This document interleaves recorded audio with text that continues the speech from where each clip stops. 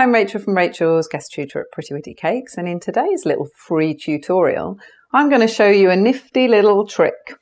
Now when you're making your sugar flowers at home and you're making maybe some wired sugar flowers and you've chosen some gorgeous stamens, so these are what we call stamens, and these are the sugar craft stamens, and you can get tons and tons of different ones. These are particularly nice ones with little orange ends to them.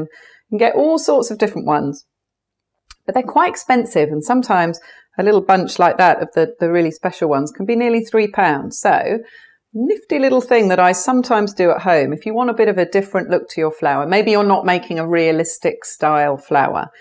Make your own stamens. So I happen to have a big box of all sorts of lovely craft beads at home. You can get big ones, small ones. We've got some little pink ones here. They go even smaller than that actually. You can go to little slim beads, little long beads.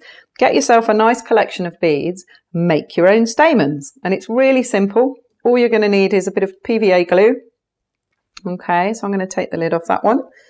Get yourself a wire. So maybe a 26 gauge wire, not too thin, but not too thick. That's going to make your central stamen. You can see I've done a couple here. They're really cute. So you can make ones with really small beads or big beads.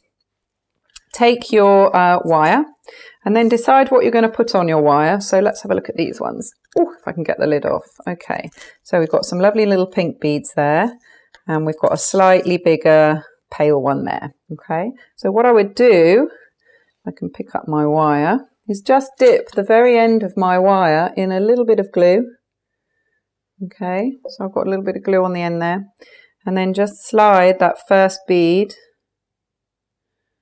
onto the end and just push it. Hopefully you can see, just push it so you don't see the spiky end bit of the wire, so the bead's covering the very end. Okay, then I get a little cocktail stick and just rub a tiny little bit more PVA glue. PVA glue is brilliant because it dries completely clear. It's really nice and strong, and it's not all sticky. And there's a particular, I won't mention the brand name, but a particular glue that comes in a yellow tube, begins with U and ends in U. That's really stringy and really annoying.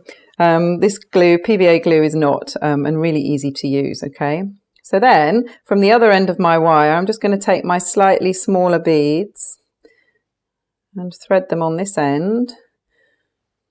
This way you don't get in too much of a mess with your glue.